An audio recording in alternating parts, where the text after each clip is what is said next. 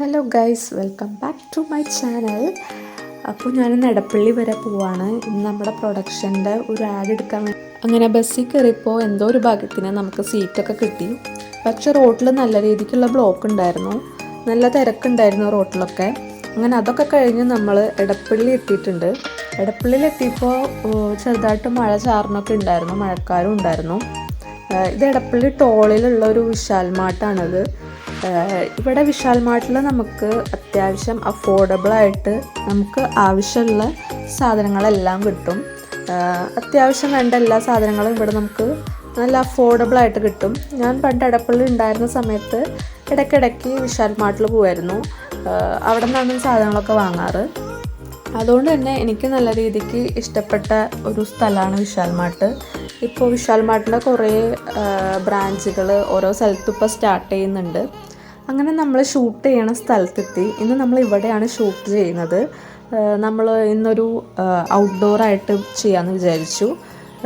ഇത് വന്നിട്ട് ഒരു പാർക്ക് സെറ്റപ്പൊക്കെയാണ്.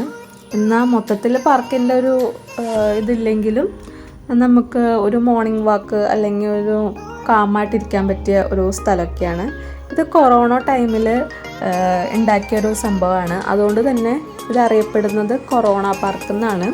ഇതിൻ്റെ സൈഡിലൊക്കെ തോടുണ്ട്, ഒരു സൈഡിൽ വയൽ, അങ്ങനെയൊക്കെയാണ്. അതുകൊണ്ട് തന്നെ അത്യാവശ്യം കാമായിട്ടുള്ളൊരു സ്ഥലമാണ്.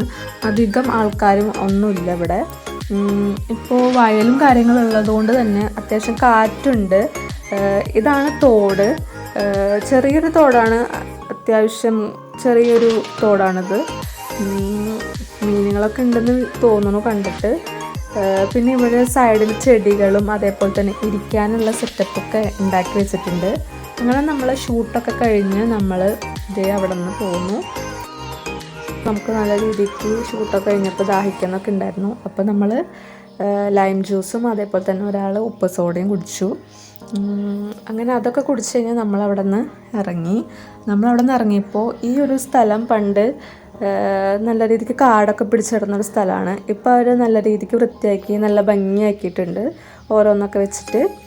ഇനി നമ്മൾ നെക്സ്റ്റ് പോകുന്നത് എടപ്പള്ളി പള്ളിയിലോട്ടാണ്. കുറേ നാളായിട്ട് എടപ്പള്ളി പള്ളി പോയിട്ട് അപ്പോൾ ഒന്ന് പോകാമെന്ന് വിചാരിച്ചു. ഇവിടെയും റോഡിലൊക്കെ നല്ല രീതിക്ക് ബ്ലോക്കൊക്കെ ഉണ്ടായിരുന്നു.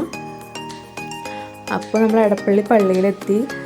പള്ളിയിൽ പുറത്തൊക്കെ അത്യാവശ്യം കുറേ വണ്ടികളൊക്കെ ഉള്ളതുകൊണ്ട് നല്ല തിരക്കൊക്കെ ഉണ്ടെന്ന് വിചാരിച്ചു.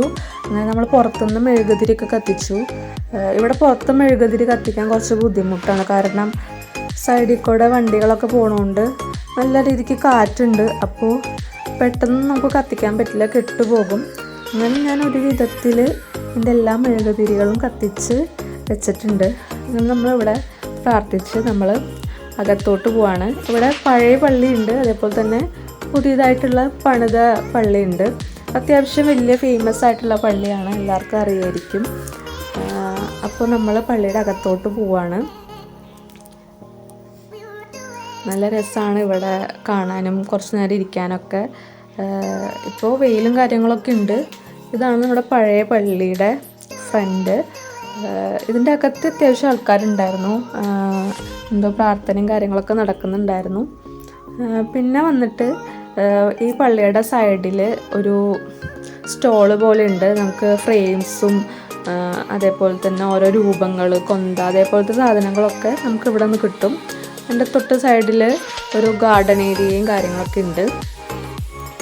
ഈ സ്റ്റോളിൻ്റെ അടിയിൽ, അതായത് ആ ഒരു സൈഡിലാണ് ഈ സെമിത്തേരിയും കാര്യങ്ങളൊക്കെ വരുന്നത്.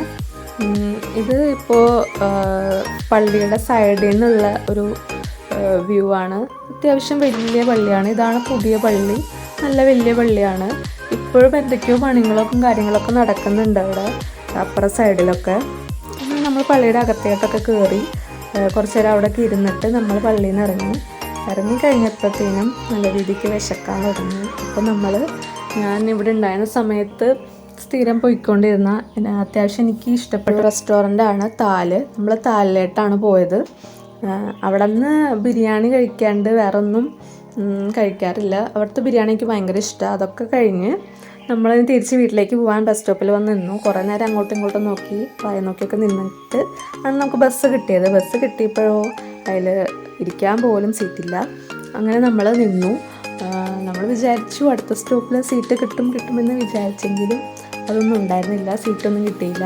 നമ്മൾ കൊരട്ടി വരെ നിന്നിട്ടാണ് പോയത്. കുറച്ചു നേരം കഴിഞ്ഞപ്പോൾ അങ്കമാലിയൊക്കെ എത്തണതിന് തൊട്ട് മുമ്പൊക്കെ ആയിട്ട് നല്ല രീതിക്ക് മഴയും കാര്യങ്ങളൊക്കെ പെയ്തു. അത്യാവശ്യം നല്ല മഴയുണ്ടായിരുന്നു.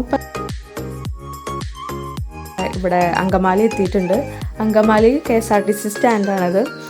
ഇവിടുത്തെ അവസ്ഥ ഭയങ്കര മോശമാണ്. കുറേ കുണ്ടും കുഴിയും വെള്ളമൊക്കെ ആയിട്ട് നല്ല രീതിക്ക് വൃത്തികേടായിട്ട് തന്നെയാണ് കിടക്കുന്നത്. കണ്ട നല്ല വെള്ളമുണ്ട്.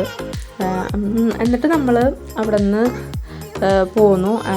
കൊരട്ടിക്ക് എത്താറായത്. എറണാകുളം സൈഡിലോട്ടുള്ള വണ്ടികളൊക്കെ കിടക്കുന്നുണ്ട്. നല്ല രീതിക്ക് ബ്ലോക്ക് ഉണ്ട്. നമ്മൾ വിചാരിച്ചു നമുക്കൊന്നും ബ്ലോക്കില്ലല്ലോ എന്ന്. പക്ഷെ കുറച്ചങ്ങോട്ട് നീങ്ങി ശരങ്ങര എത്തിയപ്പോൾ നല്ല രീതിക്കുള്ളൊരു ബ്ലോക്കൊക്കെ കിട്ടി. അവിടെ ഈ റോഡിൻ്റെ പണി നടക്കണതുകൊണ്ട് എല്ലാം കുത്തിപ്പൊളിച്ചിട്ടതുകൊണ്ട് നല്ല രീതിക്ക് ബ്ലോക്ക് ഉണ്ട്. പിന്നെ എല്ലാം മഴയും കാര്യങ്ങളൊക്കെ ആണല്ലോ, അപ്പോൾ അതിൻ്റേതായ ബുദ്ധിമുട്ടും ബ്ലോക്കൊക്കെ ഉണ്ട്. കണ്ട് ഇവിടെ ഒന്നും ഇപ്പോൾ മഴയൊന്നുമില്ല, അത്യാവശ്യം തെളിഞ്ഞ് തന്നെയാണ് നിൽക്കണേ. നേരത്തെ നമ്മൾ മഴയും കാര്യങ്ങളൊക്കെ ഉണ്ടല്ലോ, ഇവിടെ ഒന്നും പെയ്തിട്ടില്ല. കണ്ട മണ്ണൊക്കെ കൂട്ടി ഇട്ടിട്ടുണ്ട്. നമ്മുടെ ഫ്രണ്ടിൽ നീണ്ടൊരു നിരയുണ്ട് വണ്ടികളുടെ. അതുകൊണ്ട് മഴയൊക്കെ ആയതുകൊണ്ട് നല്ല രീതിക്ക് തന്നെ ബുദ്ധിമുട്ടാണ് ഇതിലേക്ക് പോകാനായിട്ട്. അതുകൊണ്ട് ഈ ബ്ലോക്ക് ഓർത്തിട്ട് തന്നെ നമുക്ക് പുറത്തിറങ്ങാൻ തോന്നില്ല. ഇവിടെ ഇപ്പോൾ കുറേ നാളായി ബ്ലോക്കൊക്കെ തുടങ്ങിയിട്ട്. അപ്പോൾ നല്ല രീതിക്ക് ബ്ലോക്കും കാര്യങ്ങളൊക്കെ കഴിഞ്ഞിട്ട് വേണം നമുക്ക് പുറത്തെത്താനായിട്ട്. കണ്ട ഇങ്ങനെയാണ്, ഇവിടെയാണ് പണിത് കൊണ്ടിരിക്കണേ. ഇപ്പോൾ ബ്രിഡ്ജിൻ്റെ പണിയാണ് നടക്കണേ. അങ്ങനെ ഒരു വിധത്തിൽ നമ്മൾ അതൊക്കെ കഴിഞ്ഞ് ബ്ലോക്കൊക്കെ ഒട്ടുമിക്ക എല്ലാ ബ്ലോക്കും കഴിഞ്ഞു. നമ്മളിതേ കൊരട്ടിയിലെത്തിയിട്ടുണ്ട്. ഇറങ്ങിയപ്പോഴാണ് ഒരു സമാധാനമായത്. അങ്ങനെ ഇറങ്ങി നമ്മൾ ഇവിടെ നിന്ന് ബസ് സ്റ്റോപ്പിലേക്ക് നടന്ന് ഇവിടെ കുറേ നേരം വായം പൊളിച്ച് നോക്കിയിരുന്നു. ബസ്സൊന്നും വരുന്നുണ്ടായിരുന്നില്ല. കുറച്ച് നേരം അങ്ങനെ അങ്ങോട്ടൊക്കെ നോക്കി ഇരുന്നു. ഭാഗ്യത്തിന് അപ്പം മഴയൊന്നും പെയ്തില്ല. ഇത് ഞാനിപ്പോൾ വീട്ടിലേക്ക് എത്തി. ഇത് വീട്ടിലേക്കുള്ള വഴിയാണ്.